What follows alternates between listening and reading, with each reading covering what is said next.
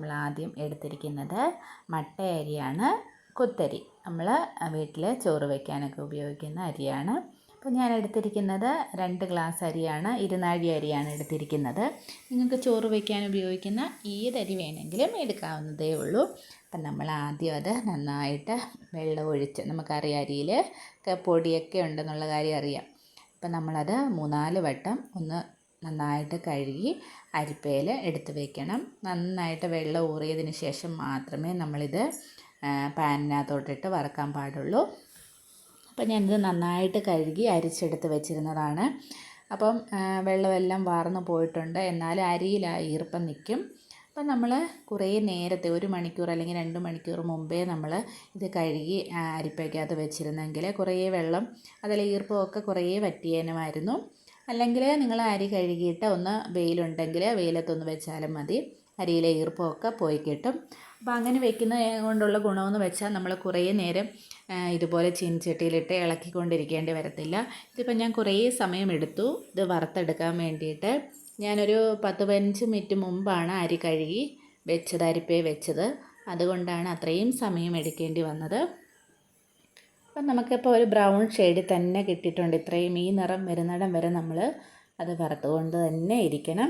അതിനുശേഷം ഞാനൊരു പരന്ന പാത്രത്തിലോട്ട് ചൂട് പോകാൻ വേണ്ടിയിട്ട് നിരത്തിയിടാനായിട്ട് എടുത്തു വച്ചിരിക്കുകയാണ്. അപ്പോൾ നമ്മൾ അരി വറുത്ത പാത്രത്തിൽ ഒരിക്കലും നമ്മൾ അത് വെച്ചിരിക്കല്ല ചൂട് പോകാനായിട്ട്. കാരണം അതിനകത്തിരുന്നാൽ ഒന്നുകൂടി അത് വാടും, അപ്പം ഒന്ന് കരിഞ്ഞു പോകാനുള്ള സാധ്യതയുണ്ട്. അതുകൊണ്ട് അപ്പം തന്നെ അത് മാറ്റണം. അതിനുശേഷം ഞാൻ ആ പാൻ തന്നെ വെച്ചിട്ട് കശുവണ്ടി ഒന്ന് മൂപ്പിച്ചെടുക്കുകയാണ്.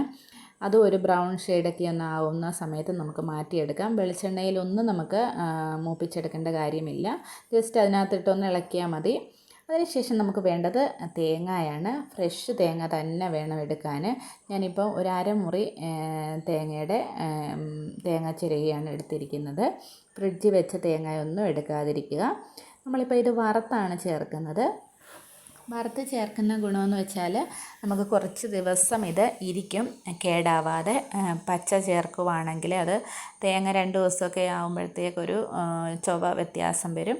അപ്പോൾ വറുത്ത് ചേർക്കുകയാണെങ്കിൽ അത് വരത്തില്ല, കുറേ ദിവസം നമുക്ക് അരിയുണ്ട സൂക്ഷിക്കാൻ പറ്റും.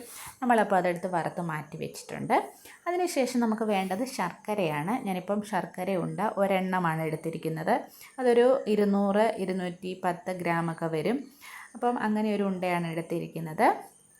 അത് നന്നായിട്ട് അടുപ്പിൽ വെച്ച് തിളപ്പിച്ച് മാറ്റി അരിച്ചെടുത്ത് വെച്ചിട്ടുണ്ട്. അതിനകത്ത് കല്ലും പൊടിയൊക്കെ കാണും ശർക്കരയ്ക്കകത്ത്, നമുക്കറിയാം. ഞാനതപ്പം അരിച്ചെടുത്ത് മാറ്റി വെച്ചിട്ടുണ്ട്. അതിനുശേഷം നമ്മൾ നേരത്തെ ചൂട് പോകാനായിട്ട് വറുത്ത് വെച്ചിരുന്ന അരിയെ നമുക്ക് പൊടിച്ചെടുക്കണം. നമുക്ക് തേങ്ങ പൊടിക്കേണ്ട ആവശ്യമില്ല. ചിലവരൊക്കെ പൊടിച്ച് ചേർക്കും. പൊടിക്കുന്നതിനെക്കാട്ടി നല്ലത് ഇങ്ങനെ തന്നെ നമുക്ക് ഇതുപോലെ തന്നെ ചേർക്കുന്നതാണ്. ആദ്യം വറുത്ത് വെച്ചിരുന്ന തേങ്ങയാണിത്. അപ്പോൾ അതിനകത്തോട്ട് നമ്മളിപ്പം ഈ പൊടിച്ചെടുത്തിരിക്കുന്ന അരിപ്പൊടി ചേർക്കാം. നമ്മളിപ്പം നേരത്തെ വറുത്ത് വെച്ചിരുന്ന അരി പൊടിച്ച് ചേർത്തതാണിത്. അപ്പം നമുക്ക് തേങ്ങ പൊടിക്കേണ്ട കാര്യമില്ല. അപ്പം നമ്മളിത് നന്നായിട്ട് തന്നെ പൊടിച്ച്, ഒരുപാടൊന്നും പൊടിക്കേണ്ട, ഒരു തരിതരിയോട് തന്നെ ചേർത്താൽ മതി. അതിനുശേഷം ഞാനിട്ടത് 1/2 ടീസ്പൂണ് ഏലക്കാപ്പൊടി, അതുപോലെ തന്നെ 1 ടീസ്പൂണ് ചെറിയ ജീരകത്തിൻ്റെ പൊടി, അതുപോലെ തന്നെ അല്പം ഒരു നുള്ള് ഉപ്പും കൂടിയാണ്. നമ്മൾ എന്ത് മധുരമുള്ള സാധനം ഉണ്ടാക്കുന്ന സമയത്തും ഒരു തുള്ളി ഉപ്പും കൂടി ഇടുന്നത് നല്ലതാണ്, മധുരം ഒന്ന് ബാലൻസ് ചെയ്യാൻ വേണ്ടിയിട്ട്. നന്നായിട്ട് മിക്സ് ചെയ്യുക.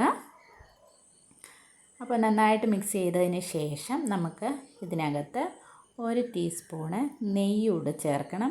അത് ഇഷ്ടമുണ്ടെങ്കിൽ ചേർത്താൽ മതിയാകും. ഞാനിപ്പം 1 ടീസ്പൂണ് നെയ്യ് ചേർക്കുന്നുണ്ട്.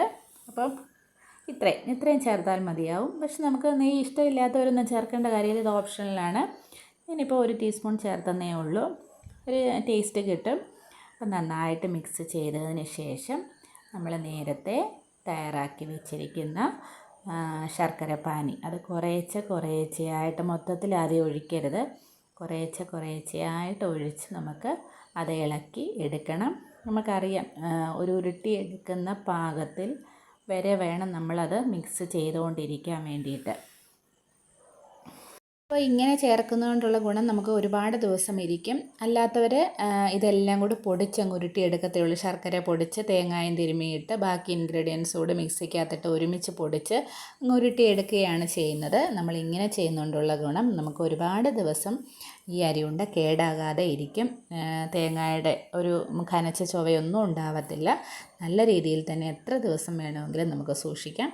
അപ്പം നമ്മൾ കുറേശ്ശെയായിട്ട് ആ ശർക്കരപ്പാനി ഒഴിച്ച് കുഴച്ചെടുക്കുകയാണ്. ആദ്യം ഒന്ന് സ്പൂൺ കൊണ്ട് ഇളക്കിയതിന് ശേഷം പിന്നീട് നമുക്ക് കൈ ഉപയോഗിച്ച് ഇളക്കാം. അപ്പം ഞാൻ ആവശ്യത്തിന് ശർക്കരപ്പാനി ഒഴിച്ച് നന്നായിട്ട് കൈകൊണ്ട് കുഴച്ചെടുത്തിട്ടുണ്ട്. നമുക്കിപ്പോൾ ഉരുട്ടിയെടുക്കാൻ പാകത്തിലുള്ളതായിട്ടുണ്ട്. അപ്പം നമ്മൾ ഉരുട്ടിയെടുക്കുമ്പോൾ ശ്രദ്ധിക്കേണ്ടത് നന്നായിട്ട് പ്രസ് ചെയ്ത് അമുക്കി വേണം നമ്മളത് ഉരുട്ടിയെടുക്കാൻ. എന്നാലേ ആ ഫോമിൽ അത് കിട്ടത്തുള്ളൂ. ഇപ്പം നന്നായിട്ട് തന്നെ പ്രസ് ചെയ്ത്, അപ്പോൾ നമുക്ക് വീട്ടിലുണ്ടാക്കുമ്പോൾ അത്രയും കറക്റ്റ് ഷേപ്പൊന്നും കിട്ടിയില്ല എന്ന് വരും. അപ്പോൾ നമ്മൾ കഴിയുന്നത്ര ഉരുട്ടിയെടുക്കാനായിട്ട് ശ്രമിക്കുക. അപ്പോൾ പ്രസ് ചെയ്ത് വേണം നമുക്കിത് ഉരുട്ടിയെടുക്കാൻ വേണ്ടിയിട്ട്. അപ്പം ഇങ്ങനെ നമുക്ക് ഓരോന്നും ഇങ്ങനെ ഉരുട്ടിയെടുക്കാം. അപ്പം നിങ്ങൾ എല്ലാവരും ഇത് വീട്ടിൽ ഉണ്ടാക്കി നോക്കണം. നമുക്ക് എളുപ്പത്തിൽ ചെയ്തെടുക്കാവുന്നതേ ഉള്ളൂ. അരി വറക്കുന്നതിന് ഒരു ശകലം സമയമെടുക്കും, അത്രയേ ഉള്ളൂ. അല്ലാതെ കൂടുതൽ സമയമൊന്നും എടുക്കുന്നില്ല. നല്ല രുചിയുള്ള അരിയുണ്ട നമുക്ക് വീട്ടിൽ തന്നെ നമുക്ക് ഉണ്ടാക്കിയെടുക്കാവുന്നതേ ഉള്ളൂ. അപ്പോൾ വീഡിയോ ഇഷ്ടമായാൽ ലൈക്ക് ചെയ്യുകയും ഷെയർ ചെയ്യുകയും കമൻറ്റ് ചെയ്യുകയൊക്കെ ചെയ്യണം. അതുപോലെ ഈ ചാനൽ ആദ്യമായിട്ട് കാണുന്നവരുണ്ടെങ്കിൽ ഒന്ന് സബ്സ്ക്രൈബ് ചെയ്തേക്കണേ. അപ്പോൾ നമുക്ക് പുതിയൊരു വിഭവമായിട്ട് ഇനിയും കാണാം. ടാറ്റാ.